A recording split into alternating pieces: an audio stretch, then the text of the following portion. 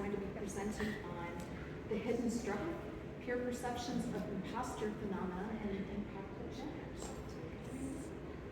Hello, I'm Elizabeth Yanis. I'm a first year in the experimental psychology program, and I'm going to be talking to you guys a little bit about my thesis topic, which is imposter phenomenon and the impact of gender, which was proposed back in January. So, what is imposter phenomenon? So what we know from the literature is Is that better? yes, thank you. That's loud. There are three main domains of imposter phenomenon. There's external attribution, which is when somebody has success and they say, oh, it's because I got lucky, or I have connections, or a big issue is like diversity hires. I'm only in this position because I'm a diverse individual. There's also negative beliefs about self, which is feelings of self-consciousness, social comparison, thinking you're not as good as other people, and then self-handicapping behavior, which is, it can be both procrastination and overworking from a perfectionist standpoint. So it's important to note that while imposter syndrome has a lot to do with like self-efficacy, confidence, perfectionism, it is its own distinct construct. So I have a question for everybody. When I was explaining what imposter phenomenon is like, how many of you related to that description? Yeah, that's a lot of people. And it's suggested in the literature from a meta-analysis in 2021 that about 82% of people are going to feel this way at some point in their life. So it's a really prevalent issue. I want to try and put imposter phenomenon in context. So for a really long time, it's been discussed as an individual problem. It's a personality trait, it's at the individual level, but there's been a lot of work looking at some other contexts that we can put it in. So at the interpersonal level, somebody might feel like an imposter because they have this interaction with somebody of like, oh, I'm so much better, or you really don't belong here, or just like a passing comment. And that can make them feel like an imposter. There's also the institutional level, so at an institution, maybe like Central, if we don't see a lot of males in leadership, and then you're a female in leadership, you might feel like, oh, maybe I don't belong in this position. And similarly, there's the societal context, which is just a broader version of the institutional context, right? So as a society, what stereotypes and what roles and boxes do we try to put people into? And that's what I'm focusing on in my thesis, is the societal aspect. So I want to talk about gender stereotypes, because that's what I'm looking at in the societal context of imposter phenomenon, is gender specifically. So, in general, there were some studies done that looked at rating men and women and their performance in a very ambiguous situation, such as like an in-class discussion. And there was no specific criteria for what was competent or not. And women were rated as less competent than men, even though the terms were super ambiguous. Men are generally rated as more competent than women, but it's not guaranteed. So if men go outside of their role of being very agentic and very put together and a strong breadwinner, if they're maybe more focusing on the family, they're going to be rated as less competent than they otherwise would be. Additionally, masculinity is usually seen as being stoic and not emotional and not expressing your emotions. So some studies have looked at if men express these emotions, are they rated as less competent than men who maybe conform to that male expectation of not showing emotion? So the current study, A New Frontier. When I was doing my literature review for my thesis, I noticed that there was a lot of discussion on personal perceptions of oneself in imposter phenomenon, but there wasn't, that I could find, really literature looking at interpersonal perception. So if you say, I feel like an imposter, there wasn't any research looking at, are people going to view you differently? So I want to look at that.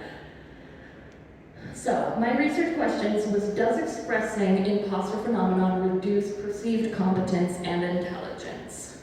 Additionally, does gender play a role in perceived competence and intelligence? So, my study design is the 2x2 between subject factorial design. That is a mouthful.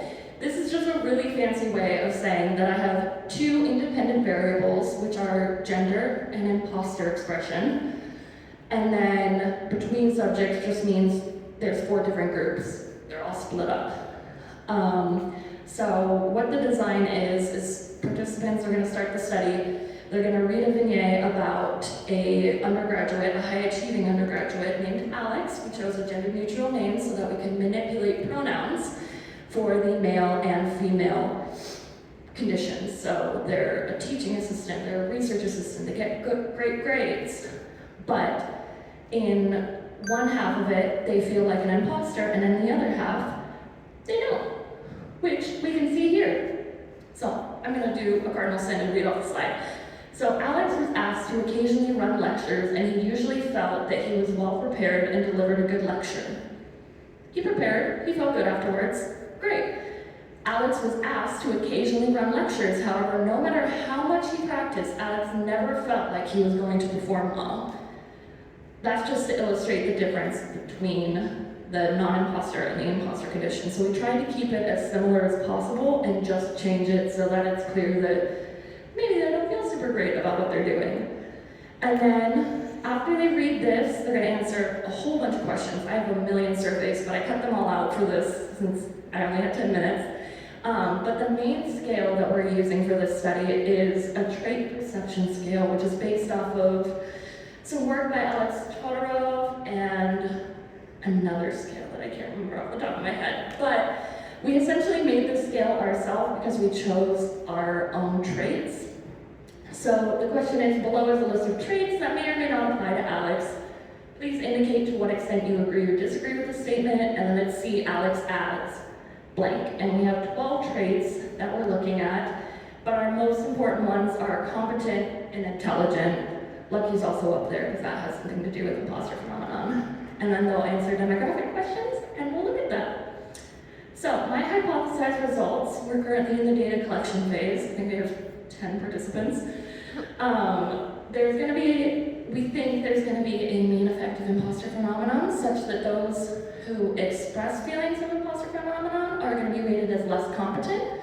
Same for the main effect of gender, where the males are going to be rated as more competent on average than the females.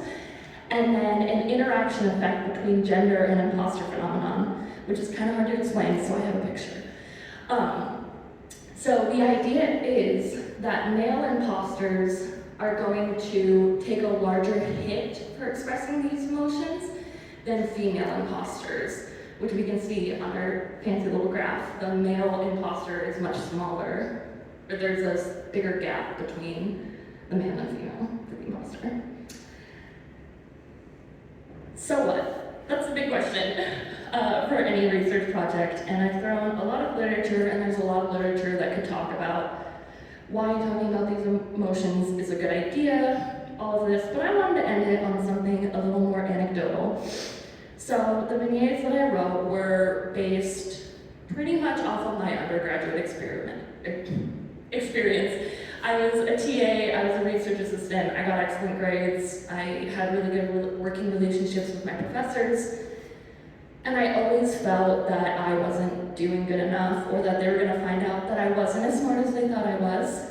And there were so many times I wanted to bring this up to my wonderful advisor, and I was scared that if I said something like that to her, she would think I was incompetent. And when I got here to Central, which was amazing, I figured, hey, this might be a kind of cool idea, and I was encouraged to do so by my wonderful advisor, Dr. Buchanan. And so I'm really excited to look more into this research, and stay tuned for part 2 next year when I actually have data.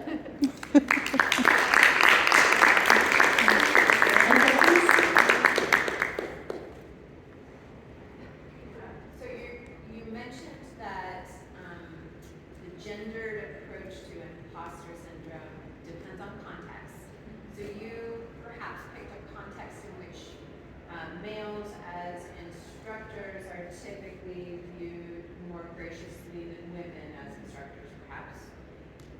would you anticipate the results might be in a context in which women were typically deemed? Would you see a gender swap the way you're anticipating? So in what you're seeing in men, what you think you see in men, do you think you'd see in women in that regard? Yeah, so Dr. McCann and I actually talked about this when I practiced this, so thank you for asking that question. You know, even though we've already talked about it, I'm still not super prepared. I think that we would see the switch. I think that women would take the larger hit, right? Because they're in this role where they're expected to succeed, and then if they're feeling like they're not succeeding, there's like, whoa, why are you even here? Like, it's an extra hit because they're already expected to be doing well. Did you come across anything surprising, like all that you read, and also was there any, do you have any book recommendations or any resources that you found helpful, like for the everyday life of people dealing with this? Yes. So I actually picked up a book at Western Psychological Association a few weeks ago. It's called Imposter Phenomenon, something about research. It's from APA. It came out a few months ago. It's by Dr. Kevin Coakley, who is a front runner in this field. And it's amazing. I'm already halfway done with it, even though I should not be reading these right now. I would definitely recommend that. Let me see. I want to go back to one of my citations because it's my favorite study I've ever read. This one, Feenstra et al. 2020. It's a really easy read. It's just an overview of the different contexts that we can put imposter phenomenon in, and I think it's a really great read. I got too excited and I forgot the first part of your question. Was there anything surprising that you came across? Or also do you have any pointers from? I think the thing that was most surprising is there isn't a lot of talk about saying these things and how other people react. I thought that would have been bigger at this point. And the biggest piece of advice that I can give, just anecdotally, is like, talk about it. Like, say, hey, I feel this way, and be real about it. I think that goes a really long way to reducing those feelings a little bit.